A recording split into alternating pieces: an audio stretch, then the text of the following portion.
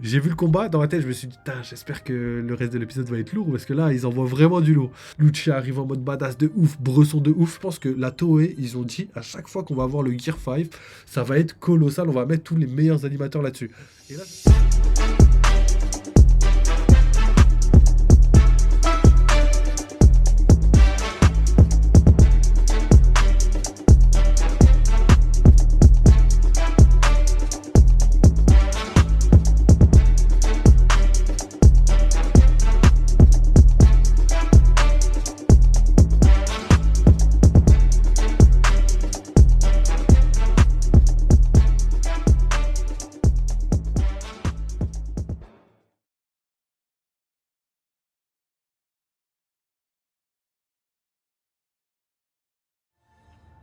On avait quelques révélations, en plus avec Vegapunk, on va en parler tout de suite après, parce que c'est une théorie qu'on avait émise il y a très longtemps sur la chaîne, bah, quand le scan est sorti, donc ça doit faire un an.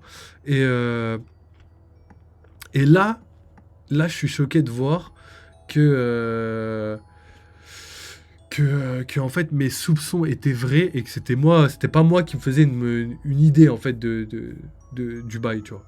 Et je vais vous expliquer pourquoi, c'est par rapport à ce qui a été dit par rapport aux fruits du démon. Est-ce que je vous mettrai pas ça dans la caméra? Attends, je vais enlever l'épisode. En tout cas, très très lourd épisode. Lucci Masterclass, franchement, je suis choqué de ses déplacements, de sa vitesse, etc. etc. Et pareil, bah, Luffy, voilà, il n'y a plus besoin de le féliciter. Oh, Luffy, c'est la légende. C'est le perso principal après. Ok, donc c'est parti. On va passer à une petite analyse, on va dire. Ça va être pas mal. Alors, la grosse pêche, l'épisode m'a mis une claque aussi. On mange très bien. Non, franchement, moi j'étais choqué de ouf. Dès le premier. Déjà, il n'y a pas eu de. Habituellement, il y a précédemment dans One Piece, donc ils te remontent des images qui étaient dans les précédents. Et là, il n'y en avait pas. Il y avait vraiment zéro. C'est-à-dire qu'on passe du générique à la petite phrase du début en mode Lucci vs Luffy, un combat décisif, tu vois, entre guillemets. Je sais pas c'est quoi le titre, mais on va dire ça. Et après, on passe directement à des dialogues et tout, et le combat commence direct. Déjà, ça m'a choqué. C'est hyper rare que les Japonais font ça. Ça, c'est plus une méthode américaine, dans le sens où les Américains, dans les films, ils aiment bien mettre une scène hyper impactante, hyper dynamique, pour prendre je vais dire le lecteur, mais plutôt le spectateur directement dans l'histoire. C'est-à-dire, tu vas voir une scène, tu vas être quoi? C'est quoi? Après, tu comprends pas. Et après, ils te mettent d'autres scènes. Et là, ils vont commencer l'histoire tranquillement. Ils vont te présenter les personnages, présenter l'univers, machin chose et tout. Et tu vas aller petit à petit. Ça, c'est la méthode cinématographique, pardon, américaine. Et là, c'est vraiment juste pour te prendre. Et après, une fois que t'es pris, tu vois, t'es obligé de regarder, tu vois. Et les Japonais, pour moi, c'est pas du tout ça, tu vois. Pour eux, c'est plus... que, tu vois, par exemple, si on regarde Miyazaki et tout, tu vois, eux, ils ont plus une approche différente, tu vois. Ils vont plus te faire ressentir l'univers. C'est-à-dire que tu vas arriver, tu vas voir, je sais pas, des panoramas, des trucs, tu vois, qui vont t'intriguer, des petites scènes qui vont te rappeler une ambiance, tu vois. C'est vraiment sur le côté sentiment, tu vois. Genre, par exemple, des petites scènes culinaires où tu vois quelqu'un préparer à manger et tout, tu vois. Et je trouve que les Japonais, ils sont plus là-dessus. Et même dans tous les mangas et tout, hein. C'est... Enfin, je fais des généralités, mais en vrai, c'est un peu ça. C'est ce qu'ils préfèrent faire. Et là, quand on arrive direct dans l'épisode, t'as donc le générique, la petite phrase, et là, direct la baston. Mais moi, j'étais choqué. Déjà, c'est quelque chose de rare.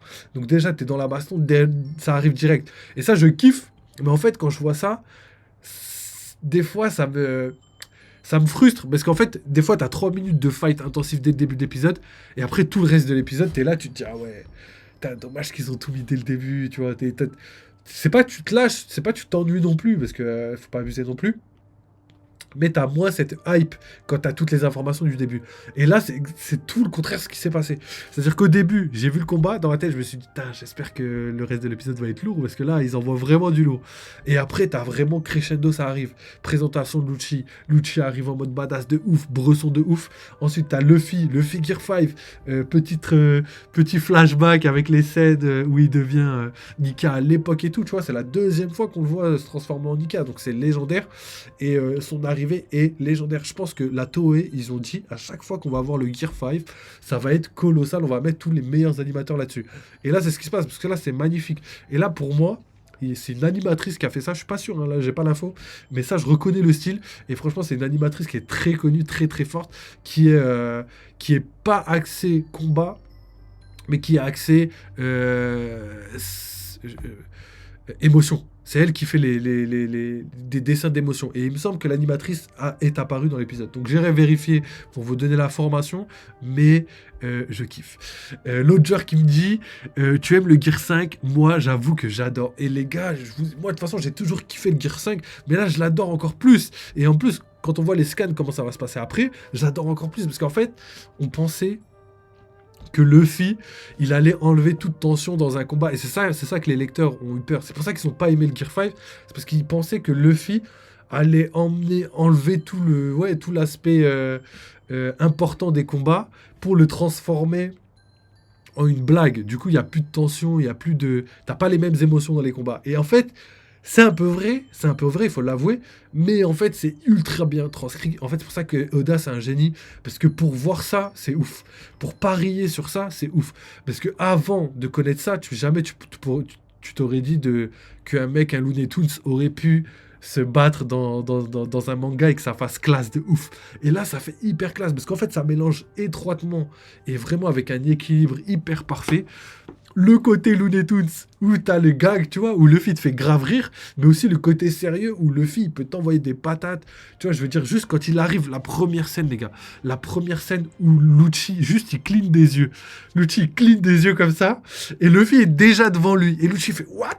La vitesse de ouf, tu vois. Et là, ça, c'est légendaire. C'est-à-dire que le Gear 5 peut permettre ça, mais peut aussi permettre les petites scènes drôles où il rebondit sur son propre nuage qu'il a fait, son nuage de poussière, ou qui fait des trucs. Franchement, Oda, je sais pas comment il a fait pour voir ça, mais c'est légendaire.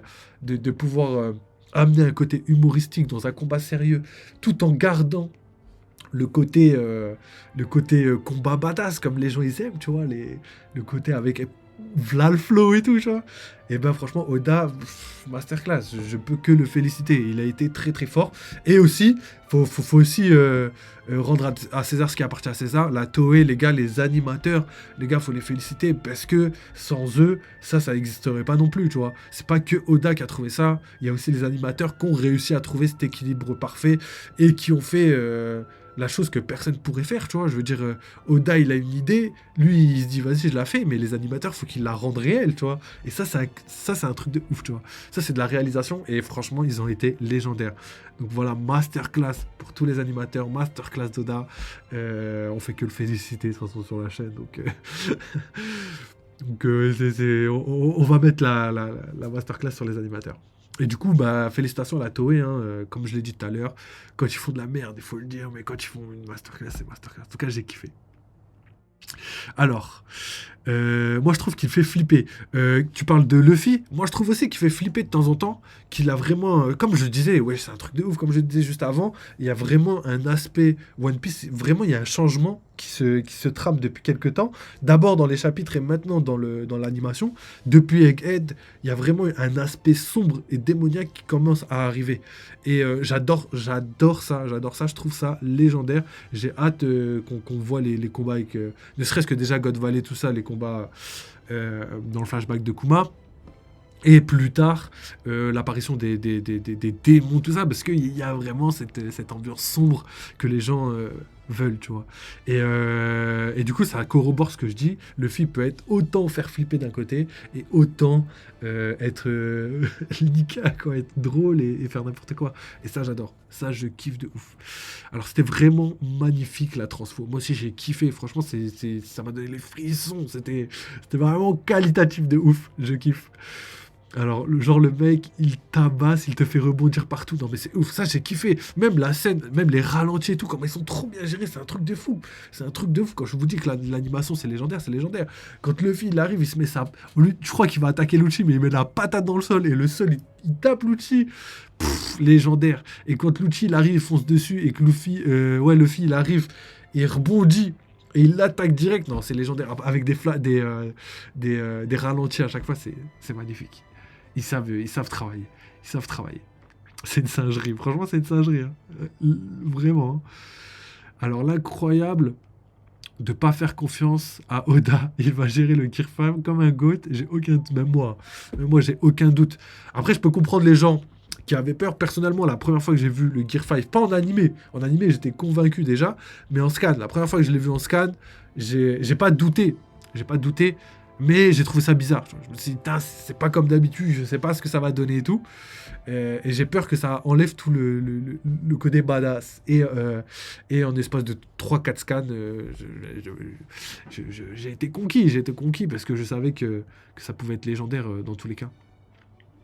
Et d'ailleurs, pour moi, Luffy, il pourrait avoir un autre style de combat. Je pense que les Looney Tunes, ça peut être un style de combat qui va apparaître tout le temps, mais je pense qu'il peut avoir aussi un style de combat bresson, ou peut-être un Gear 5, mais plus énervé, tu vois. Je pense que c'est pas impossible.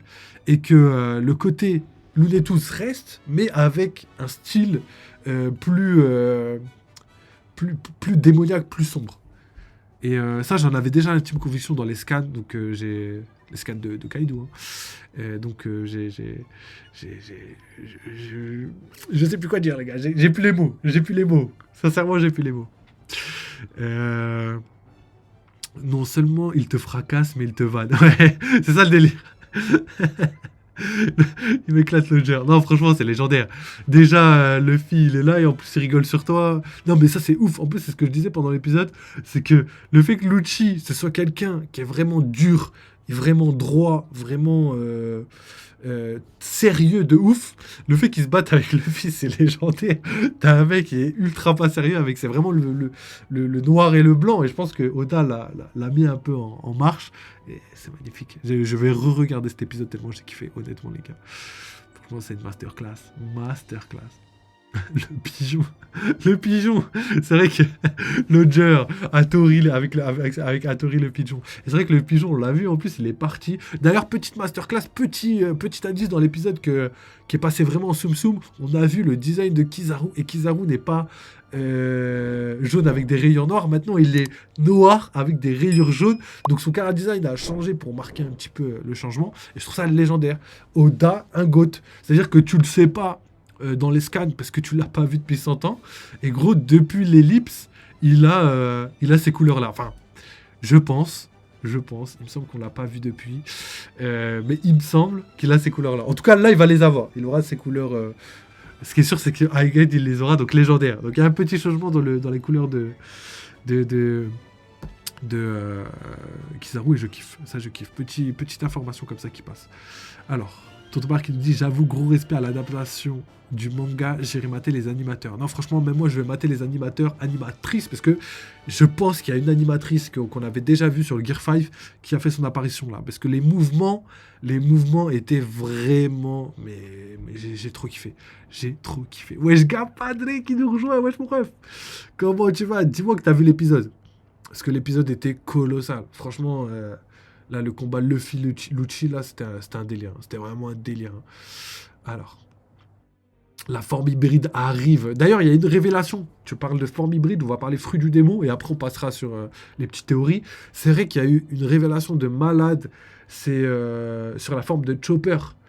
Là, il y a une révélation, je sais plus si c'est ceci, en tout cas c'est quelqu'un du gouvernement mondial qui dit, non je crois que c'est Vegapunk qui parle des fruits du démon et qui dit, normalement quand un Zoan éveille son fruit, il perd le contrôle. Et du coup ça fait écho à Chopper, j'avais déjà entendu cette théorie il y a très longtemps, comme quoi Chopper à Enies Lobby aurait éveillé son fruit à cause des Rumble Ball, tout ça, tu vois, il l'aurait pas éveillé naturellement, et qu'il a perdu le contrôle. C'est-à-dire que la forme éveillée de Chopper, si je me trompe pas, après il a pas l'écharpe. Donc c'est peut-être une semi-forme, tu vois, un peu comme le Gear 4 qui est une semi-forme éveillée parce que l'écharpe commence à arriver, mais c'est pas son éveil, tu vois ce que je veux dire. Donc je pense que pour Chopper ça doit être quelque chose dans le même style, mais en gros les Zoan, quand ils éveillent entre guillemets pour la première fois leurs fruits, entre guillemets parce que le fil l'a pas fait, ils perdraient le contrôle. Donc c'est peut-être que pour les Zoan et pas pour les Zoan mythiques, ou peut-être pour les Zoan qui sont pas très forts et pas pour les empereurs comme Luffy, tu vois ce que je veux dire. Donc voilà, petite information, tu vois, qui est donnée. Donc on avance encore petit à petit dans les informations, donc c'est légendaire. Ok, on continue sur ça. La forme hybride arrive. Donc ouais, pour répondre à ça, parce que j'ai pas répondu, la forme hybride de Luffy, qu'est-ce que ça peut être? Qu'est-ce que ça peut être, les gars? Il y a tellement d'interrogations, mais je pense qu'il va la garder soit pour la fin du combat, soit pour Elbaf. Moi, je pense que c'est pour Elbaf, petite forme hybride qui va arriver et il va devenir encore plus fort, tu vois. Mais sans développer plus de choses. Parce que pour moi, je pense que Luffy, il va être un maître dans les trois acquis. Et c'est ça qui va le pousser au sommet du monde. Donc la forme hybride, ça va juste être quelque chose qui va lui apporter quelque chose en plus, mais pas quelque chose qui va vraiment lui rajouter de la puissance légendaire. Mais ce sera quand même badass de ouf. Je sais pas comment vous expliquer ça sans vous embrouiller, mais en gros, pour moi, la forme hybride de Luffy va être légendaire, colossale, ça va être un power-up de malade, ça on est d'accord. Mais ce qui va vraiment lui donner euh, son level de roi des pirates, c'est le haki. Voilà, comme ça, je pense que c'est plus clair. Ok, la forme, ok. Il a juste haki plus Ryoro. Il a juste à mettre haki plus Ryoro. Tu parles de qui? Tu parles de Luffy? Il a juste à mettre le haki plus le Ryoro. Et c'était pourquoi? J'ai plus la ref. Alors,